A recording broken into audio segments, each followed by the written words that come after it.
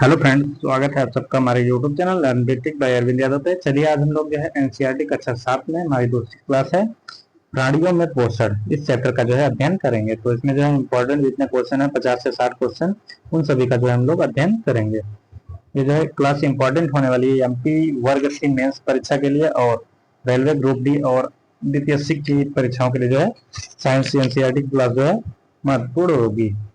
तो चलिए देखते हैं अमीबा भोजन कैसे पकड़ते हैं। अमीबा भोजन कैसे पकड़ते हैं तो पादप से, किसे पादप से जो है भोजन को पकड़ते हैं।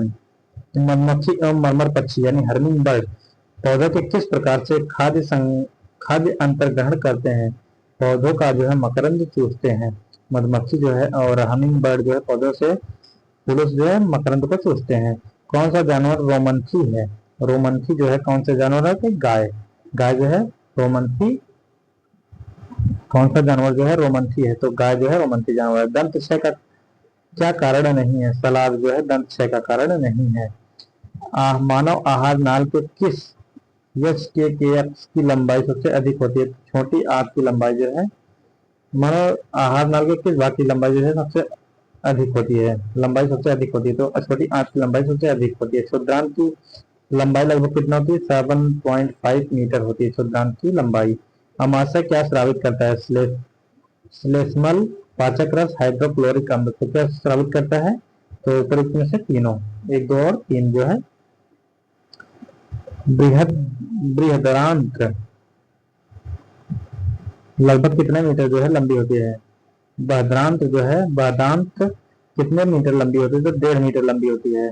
मनुष्य के मुंह में कितने प्रकार के दांत होते हैं। मनुष्य के मुंह में 4 प्रकार के दांत होते हैं।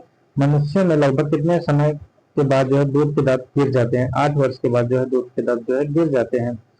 हमारे आहार नाल का सबसे चौड़ा भाग क्या होता है। हमारे आहार नाल का सबसे चौड़ा भाग जो है अमाशय होता है। मनुष्य अमाशय में कौन सा अम्ल स्रावित, मनुष्य के अमाशय में कौन सा जो है अम्ल स्राव होता है तो हाइड्रोक्लोरिक अम्ल का जो है स्राव होता है। आहार नाल के किस भाग के द्वारा जो है जठररस का स्राव होता है। अमाशय के द्वारा जो है जठररस का स्राव होता है। आहार नाल के किस भाग द्वारा जो जठररस का स्राव होता है अमाशय के द्वारा जो है होता है। यकृत और अग्नाशय से स्राव प्राप्त कौन करती है। क्षुद्रांत जो है यकृत और अग्नाशय से जो है स्राव प्राप्त करती है। भोजन को अमाशय तक पहुंचाता है ग्रास नली। अमाशय कितने लंबी होती है तो 10 इंच जो है लंबी होती है। निम्नलिखित में से उदार गुहा के बाईं ओर कौन स्थित है। अमाशय स्थित है। उदार गुहा के बाईं ओर क्या स्थित है अमाशय। निम्नलिखित में से किस भोजन में जठररस का मिश्रण होता है। अमाशय में जो है जठररस का मिश्रण होता है। निम्नलिखित में से किसमें जो है अधिकतर पाचन और अवशोषण होता है। छोटी आंत में जो है अधिकतर पाचन और अवशोषण होता है। अमाशय में भोजन काइन नामक गाढ़े तरल पदार्थ के रूप में आकर कहाँ पे जाता है तो छोटी आंत में जो है जाता है। मीठे के लिए मानव जीभ का संवेदनशील क्षेत्र अग्र छोर होता है। खट्टे के लिए जो जीभ का संवेदनशील क्षेत्र पार्श्व किनारे वाला क्षेत्र होता है। भोजन पकड़ने और काटना क्या कहलाता है किंतक कहलाता है। भोजन को चीरना फाड़ना क्या कहलाता है रदनक कहलाता है। मनुष्य में कितने जोड़ी लार ग्रंथियां पाई जाती हैं तो 3 जोड़ी जो है लार ग्रंथियां पाई जाती है। पित्ताशय का संचय किस अंग में होता है। पित्ताशय जो है पित्तरस का संचय जो है पित्ताशय में होता है। पित्तरस का संचय कहाँ पे होता है पित्ताशय में होता है। नेक्स्ट हमारा क्वेश्चन 27 नंबर है। निम्नलिखित में से किसमें पित्ताशय होता है जिसमें पित्तरस का स्राव होता है तो यकृत में जो है पित्ताशय होता है उसमें जो है पित्तरस का स्राव होता है। निम्नलिखित में से कौन प्रोटीन की अधिक मात्रा को कार्बोहाइड्रेट में परिवर्तित करता है यकृत यानी लीवर। शरीर में अतिरिक्त ग्लूकोज को जो है ग्लाइकोजन में परिवर्तित होकर भंडारित रखते हैं यकृत में, भंडारित रहते हैं कहाँ पे यकृत में। पित्तरस निम्नलिखित में से क्या है पित्तरस जो है क्षारीय होता है। यकृत द्वारा स्रावित पित्तरस किसके पाचन में सहायक होता है तो वसा के पाचन में जो है सहायक होता है। पाचन प्रक्रिया में प्रोटीन किसमें जो है परिवर्तित होती है अमीनो अम्ल में। पाचन प्रक्रिया के दौरान जो है प्रक्रिया में प्रोटीन जो है अमीनो अम्ल में जो है परिवर्तित हो जाती है। पाचन प्रक्रिया में वसा परिवर्तित होती है, वसा अम्ल और ग्लिसरॉल में जो है परिवर्तित हो जाती है। पाचन क्रिया में कार्बोहाइड्रेट परिवर्तित हो जाती है किसमें ग्लूकोज में जो है परिवर्तित हो जाती है। आहार नाल के किस भाग में पचे हुए भोजन का अवशोषण के लिए दीर्घ रोम पाए जाते हैं तो क्षुद्रांत में। आंतरिक भित्ति पर उंगली के समान उभरी हुई संरचनाओं क्या कहते हैं क्षुद्रांत कहते हैं। पचे हुए भोजन से जल एवं कुछ लवणों का अवशोषण किस भाग के द्वारा जो होता है? वेदांत के कारण होता है। कौन से पदार्थ का पाचन जो है रुमिनेंट में होता है और मनुष्य में नहीं? तो सेलुलोज का पाचन जो है रुमिनेंट में होता है, जबकि मनुष्य में नहीं होता है। क्षुद्रांत में उंगलियों के समान उभरी हुई संरचना को क्या कहते हैं? दीर्घरोम कहते हैं। क्या कहते हैं? दीर्घरोम कहा जाता है। जटिल खाद्य पदार्थों को सरल पदार्थ में परिवर्तित होना या टूटना विखंडन कहलाता है। इस प्रक्रम को कहते हैं, इस प्रक्रम को जो है पाचन कहते हैं। स्टारफिश यानी तारा मछली के संदर्भ में निम्नलिखित में से कौन सा कथन सत्य है?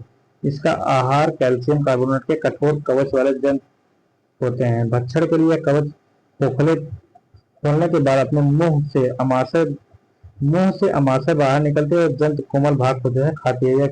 इसमें कौन सा कथन सही है? इसमें जो है दोनों सही है। तारा मछली भोजन को सीधे कहाँ ग्रहण करती है? अमाशय में। तारा मछली किसके कठोर कवच वाले जंतु को आहार करती है? Calcium carbonate. तारा मछली किसके कठोर कवच वाले जंतु का आहार करती है? तो कैल्शियम कार्बोनेट वाले। स्टारफिश कवच खोलने के बाद अपने मुंह से क्या बाहर निकालती है और जंतु कोमल भाग को खाती है? अमाशय। पाचन तंत्र के संदर्भ में लिखित में से कथन में कौन सा कथन सत्य असत्य है, सही नहीं है? बताइए। पाचक रस सरल पदार्थों को जटिल बनता है तथा पाचन में सहायक है। अमाशय की आंतरिक भित्ति क्षुद्रांत और आहार नाल में संबंध ग्रंथियां पाचक रस स्रावित करती हैं। तो ये जो है कथन सही नहीं है। कथन केवल जो हमारा नंबर 1 सही है। पाचक रस सरल पदार्थों को जटिल बनता है और पाचन में सहायक होता है। नेक्स्ट हमारा निम्नलिखित कथन में कौन सा कथन सही है? यकृत शरीर की सबसे बड़ी ग्रंथि है। यकृत पित्त रस का स्राव नहीं करती है। पित्त रस वसा के पाचन में महत्वपूर्ण भूमिका निभाता है। तो इसका करेक्ट आंसर आप लोग बताइए कमेंट बॉक्स में। नेक्स्ट हमारा क्वेश्चन है रूमिनेंट अथवा रोमंथी जंतुओं के कथनों में कौन सा कथन सही है? रूमिनेंट में जो है अमाशय 4 भागों में बटा होता है। रुमेन भोजन का आंशिक पाचन होता है। बाद में जंतु इसे छोटे छोटे तिंडकों के रूप में जो है लाता है और इसे चबाता है। इसे रोमंथन जुगाली कहते हैं। तो इसमें करेक्ट आंसर तीनों है। अमीबा के संबंध में कौन सा कथन सही है? यह जलाशयों में पाए जाने वाला एक कोशिकीय जीव है। अमीबा अपनी आकृति और स्थिति निरंतर बदलता रहता है। अमीबा की कोशिका में एक कोशिका झिल्ली, एक गोल सघन केंद्रक और कोशिका द्रव्य में बुलबुलों के समान अनेक धमनियां होती हैं। तो इसमें जो है तीनों जो है सही है। श्लेष्मल किसमें आंतरिक स्तर पर जो सुरक्षा प्रदान करता है? अमाशय को। बचा हुआ भोजन अवशोषित होकर क्षुद्रांत के भित्ति में स्थिर रुधिर वाहिकाओं में चला जाता है। इस प्रक्रम को क्या कहते हैं? इस प्रक्रम को जो है अवशोषण कहा जाता है। क्या कहते हैं? अवशोषण। पाचन क्रिया के संदर्भ में जो है निम्नलिखित कथनों पर जो है विचार कीजिए। कार्बोहाइड्रेट तरल शर्करा जैसे ग्लूकोज में परिवर्तित हो जाता है। वसा अम्ल और ग्लिसरॉल में परिवर्तित हो जाता है। अमीनो अम्ल में परिवर्तित। ऊपरी में से सत्य कथन कौन सा है? आप लोग बताइएगा। अमाशय की आकृति होती है जे की तरह होती है। कैसे? जे की तरह। वसा का पूर्ण रूप में उत्पादन जिस अंग में होता है उसे क्या कहते हैं? उसे क्षुद्रांत कहते हैं। तो आज की क्लास में इतना ही। ऐसे ही जो है कक्षा 6 का हम लोगों ने देखा, 7 का चल रहा है, 8, 9 और 10 का जो है एनसीईआरटी की बुक्स का जो है सोल्यूशन देखेंगे। Thank you for watching.